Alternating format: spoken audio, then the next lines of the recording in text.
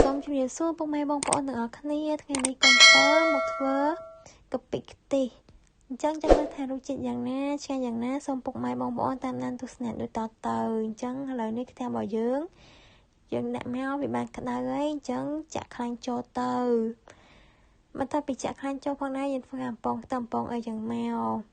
ហើយជាពុកម៉ែបងប្អូនផងដែរវីដេអូនេះគឺថារៀងត្រឡប់ទៅលិនអាមុខទៅក្រោយមកមុខបន្តិចណាសង្ឃឹមថាពុកម៉ែបងប្អូនយកយល់អញ្ចឹងបន្ទាប់ពីខ្ទឹម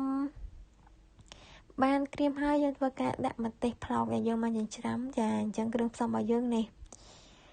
អញ្ចឹងនេះពុកម៉ែបងប្អូនមកដល់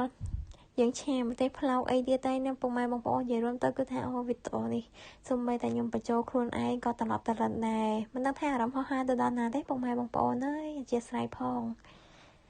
អញ្ចឹងបន្ទាប់ពីយើងបានឆាម្ទេសផ្លោកជាមួយនឹងខ្ទឹមរបស់យើងរួចរាល់អស់ហើយយើងធ្វើការដាក់សាច់ជ្រូកដែលយើងចិញ្ច្រាំនឹងចូលទៅហើយសាច់ជ្រូកនេះផងដែរគឺជាសាច់ជ្រូក3ជាន់ណាពុកម៉ែបងប្អូន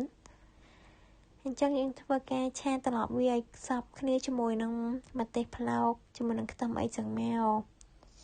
ហើយបន្ទាប់មកទៀតគឺយើងធ្វើការដាក់កាពិចូលណាពុកម៉ែបងប្អូន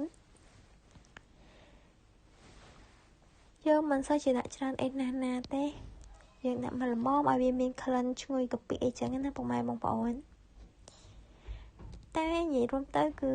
តាមចំណង់ចំណូលចិត្តពុកម៉ែបងប្អូនទេបើពុកម៉ែបងប្អូនចង់បានក្លិន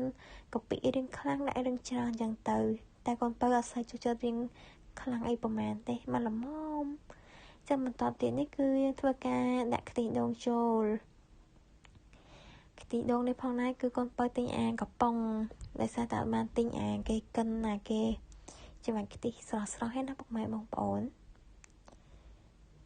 ចឹងយើងធ្វើការចាក់វាចឹងមកហើយកូរវាឲ្យសព្វផងណាពុកម៉ែបងប្អូននេះយើងកូរវាឲ្យសព្វឲ្យវាពុះអីក៏ខូចចឹងមកហើយនេះវារៀងគោកតាំងតិចហើយក៏កុំភ្លេចបង់ស្ករប៊ីចេងតាមចំណង់ចំណូលចិត្តផងណាពុកម៉ែបងប្អូនហើយនេះរបស់យើងបានរួចរាល់ហើយតំណងឯងពុកម៉ែបងប្អូន